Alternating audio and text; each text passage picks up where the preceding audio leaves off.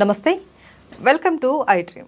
మనతో పాటు ఉన్నారు ప్రముఖ ఆయుర్వేద వైద్య నిపుణులు డాక్టర్ చిట్టిబొట్ల మధుసూదన్ శర్మ గారు. వారితో మాట్లాడదాం. నమస్తే సార్.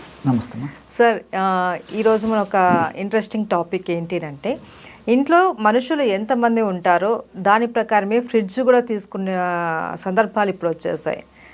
ఇంట్లో కూడా ఫ్రిడ్జ్ అన్నది ఒక రూమ్ లాగా అయిపోయింది. అంటే పెద్ద సైజులో తీసేసుకొని ఇంట్లో వంటింట్లో ఉండవలసిన వస్తువులు అన్నీ కూడా ఫ్రిడ్జ్లోనే స్టోర్ చేసేసుకుంటూ ఉన్నారు. ఒకప్పుడు కూరగాయలు పళ్ళకు మాత్రమే ఉంటుండే, అవి కూడా పెట్టుకోకూడదు. అన్ని రకాల కూరగాయలు పండ్లకు కూడా ఫ్రిడ్జ్ అన్నది అంత సేఫ్టీ కాదు అనేసి అనేవాళ్ళు. ఈ ఫ్రిడ్జ్ వాడకం పెరిగే కొద్దీ అనారోగ్యాలు కూడా ఎక్కువైపోతున్నాయి అని అంటూ ఉన్నారు. అది నిజమేనా సార్? చాలా చాలా మంచి ప్రశ్నమ్మా. ఫ్రిడ్జ్ అనేది ఒకనప్పుడు స్టేటస్ సింబల్ అమ్మా. ఏదో ధనవంతులు, శ్రీమంతులు, హై క్యాడర్ ఉన్నటువంటి వాళ్ళు వాడేటువంటి పరిస్థితి ఈరోజు కామన్ మ్యాన్కు కామన్గా ప్రతి ఇంట్లో ఫ్రిడ్జ్ ఉండేటువంటి పరిస్థితులు ఏర్పడినాయమ్మా. సరే, అవసరాలు అలాగే ఉన్నాయి, పరిస్థితులు అలా ఉన్నాయి కాబట్టి అక్కడ మనం తప్పుపట్టాల్సినటువంటి అవసరం లేదు.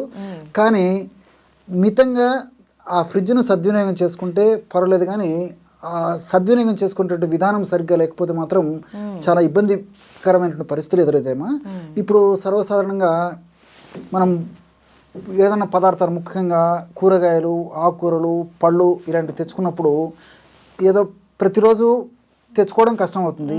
కాబట్టి ఏదో 5 రోజులు సరిపడను, వారానికి సరిపడను తెచ్చుకుంటామమ్మా. తెచ్చుకొని ఫ్రిడ్జ్లో పెట్టుకోవడం అయితే మంచిదే, అంతవరకు పర్లేదు ఉన్నటువంటి పరిస్థితుల దృష్ట్యా.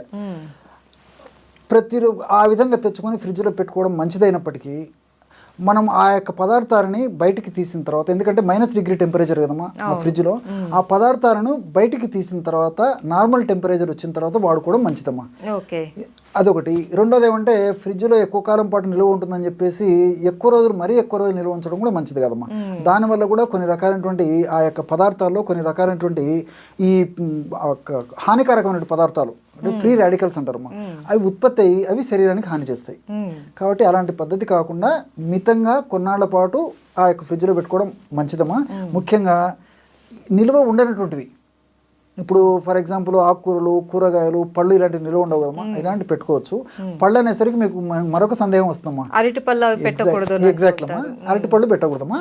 కాబట్టి ఇంచుమించు మిగతా పళ్ళని పెట్టుకోవచ్చు, కానీ అరటి పళ్ళు మాత్రం బయట పెట్టుకోవాలి.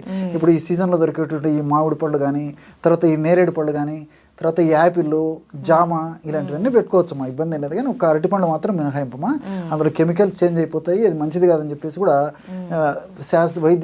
వైద్యరీత్యా కూడా వైద్య ప్రపంచం తెలియజేస్తుందమ్మా. ఇక్కడ -3 టెంపరేచర్లో ఉన్నటువంటి యొక్క పద్ధతిలో ఎక్కువసేపు ఆ పదార్థాలు ఆ ఫ్రిడ్జ్లో నిల్వ ఉండడం వల్ల ఫ్రీ రాడికల్స్ ఉత్పత్తి అయ్యి అవి మనం తీసుకున్నప్పుడు హానికారక పదార్థాలుగా శరీరంలో తయారవుతాయమ్మా.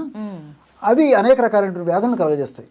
ఫ్రీ రాడికల్సే మంచిది కాదు, మన దేహంలోకి పోయిన తర్వాత మరింత హానికారకంగా తయారైపోతాయి అన్నమాట. అంటే ఎలాంటి హెల్త్ ఇష్యూస్ వస్తాయి సార్? అంటే వెయిట్ వచ్చేటువంటి పరిస్థితి ఏర్పడుతుందమ్మా. అదేవిధంగా తర్వాత ఈ గ్యాస్ట్రిక్ ట్రబుల్ సంబంధించినటువంటి సమస్యలు, దాంతోపాటు ఇమ్యూనిటీ తగ్గిపోవడము. ఈ రోజుల్లో చీటికి మాటికి జబ్బులు వచ్చేస్తున్నాయమ్మా.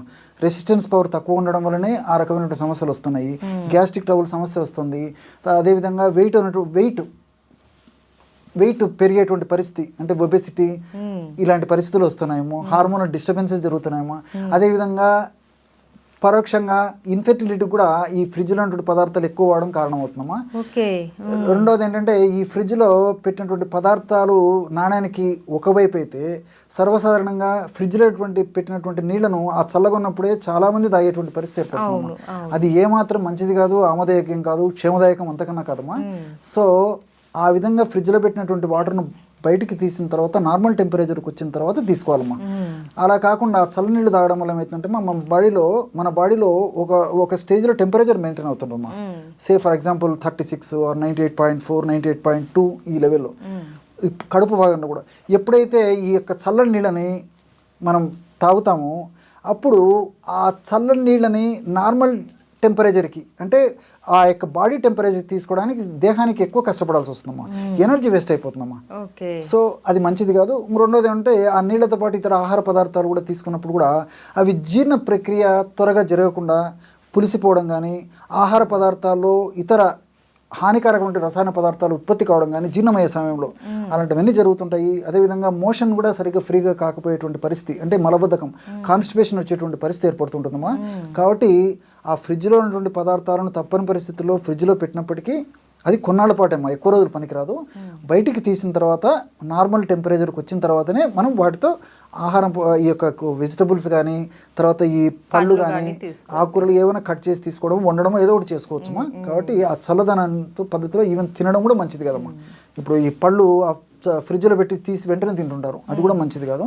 కాబట్టి నార్మల్ టెంపరేచర్కి వచ్చిన తర్వాత తీసుకోవచ్చుమా. ఇప్పుడు నాకు ఈ విధంగా మీరు అడిగేసరికి నాకు మరొక ఇది కూడా గుర్తొస్తుందమ్మా. చాలా మంది ఫ్రిడ్జ్ లో పెట్టినటువంటి పెరుగు తీసుకుంటుంటారు. అవును, చల్లగా ఉంటుంది, చాలా హ్యాపీగా ఉంటుంది, కంఫర్టబుల్గా ఉంటుంది అని చెప్పేసి. అది మంచిది కదమ్మా. ముఖ్యంగా ఈ రోజుల్లో ఏమవుతుందంటే వివిధ రకాలైనటువంటి కారణాల వల్ల దేహంలో ముఖ్యంగా జీర్ణ వ్యవస్థలో వచ్చేటువంటి వివిధ రకాలైనటువంటి ప్రాబ్లమ్స్ వల్లనే, రుగ్మత వల్లనే అనేక రకాలైన జబ్బులు వస్తున్నాయమ్మా. ఈ పెరుగులో ప్రోబయాటిక్స్ అనేవి ఉంటాయమ్మా. ఈ ప్రోబయాటిక్స్ ఉన్నటువంటి పెరుగును పద్ధతి ప్రకారం వాడినప్పుడే ఆ ప్రోబయాటిక్స్ ప్రభావం చేత మన ప్రేవుల్లో మంచి బ్యాక్టీరియా ఉత్పత్తి అవుతుందమ్మా. ఈ మంచి బ్యాక్టీరియా ఎప్పుడైతే ఉత్పత్తి అవుతుందో అప్పుడు వ్యాధి నిరోధక శక్తి పెరిగిపోతుంది. అదేవిధంగా మనకు హ్యాపీ హార్మోన్స్, అంటే డోపమిన్, గాబా ఇలాంటి అనేక రకాలైనటువంటి హ్యాపీ హార్మోన్స్ మన బాడీలో ఉత్పత్తి అవుతుంటాయమ్మా. ఆ హ్యాపీ హార్మోన్స్ ఉత్పత్తి అయ్యేందుకు కూడా ఉపయోగపడుతుందమ్మా. అంతేకాకుండా ఈ రోజుల్లో B12 లోపం జరుగుతూ చాలా మందిలో. కాబట్టి ఈ పెరుగును నార్మల్గా టెంపరేచర్లో ఉన్నటువంటి పెరుగును వాడుకోవడం వల్ల ఆ B12 లోపాలు అవి కూడా లేకుండా ఉండేదానికి ఈ యొక్క పరోక్షంగా ఇది కూడా మనకు ఉపయోగపడుతుందమ్మా. కాబట్టి ఇలాంటి అనేక రకాలైన ఉపయోగాలు ఉన్నాయి. రెండవది ఏంటంటే ఈ రోజుల్లో ఉదయం నుంచి సాయంత్రం దాకా కుటుంబ సభ్యులందరూ చాలా చాలా బిజీగా ఉంటారమ్మా. సో సాయంత్రానికో రాత్రికి ఇంటికి వచ్చిన తర్వాత కుటుంబ సభ్యులందరూ కలిసేసి ఆహార పదార్థాల్లో భాగంగా ఫ్రిడ్జ్ నుంచి ఆ పెరుగుని తీసేసుకొని పెరుగుని సేవిస్తుంటారమ్మా. కాబట్టి ఇది ఏమాత్రం మంచిది కదమ్మా. యాక్చువల్గా ఆయుర్వేద శాస్త్రరీత్యా నక్తం దదిపుంజీత, నక్తం అంటే రాత్రి, దది అంటే పెరుగమ్మ. నక్తం రాత్రి పూట పెరుగు తినరాదు అని చెప్పేసి చెప్తుంటారు. ఈ రోజుల్లో మనం అవన్నీ ఫాలో కావడం లేదు ఒకటి. రెండోది ఏమంటే ఇప్పుడు మీరు అడిగినట్లు ఫ్రిడ్జ్లో పెట్టి ఫాలో కాలేకపోవడం ఒక తప్పు, అంటే రాత్రిపూట పెరుగు తినడం తప్పు. దీనికి తోడు అగ్నికి ఆజ్యం తోడైనట్టు ఫ్రిడ్జ్లో ఉన్నట్టు పెరుగును వాడడం మరీ తప్పు. దీనివల్ల రకరకాలైన జబ్బులమ్మా, అంటే హార్ట్ ప్రాబ్లమ్స్, మెదడుకు సంబంధించిన ప్రాబ్లమ్స్, అదేవిధంగా రక్తనాళాలకు సంబంధించిన ప్రాబ్లమ్స్, వెయిట్ రావడము, షుగర్ రావడము, హార్మోనల్ ఇంబ్యాలెన్సెస్ రావడము, అంతుబట్టని చర్మ వ్యాధులు రావడము, ఇలా అనేక రకాలైన సమస్యలు వస్తున్నాయమ్మా. ఇలాంటి సమస్యలు వచ్చినప్పుడు కొన్నిటికైతే ఈ రోజుల్లో మనకు దొరికేటువంటి ఉన్నటువంటి టెక్నాలజీ ద్వారా ఆ వ్యాధులకు నిర్ధారించగలుగుతున్నాం, కానీ కొన్నిటికి నిర్ధారణ కూడా చేసేటువంటి పరిస్థితి లేదమ్మా. ఇది ఎందువల్ల ఈ జబ్బు వచ్చిందని కూడా చెప్పలేకపోతున్నాము. కారణాలన్నీ ఇలాంటివి అనమాట. కాబట్టి వీటిని మనం సరిదిద్దుకోగలిగితే అలాంటి సమస్యలు రాకుండా ఉంటాయి. సర్వ రోగాలకు కేంద్రం ఫ్రిడ్జ్ అంటారు. ఎగ్జాక్ట్లీ.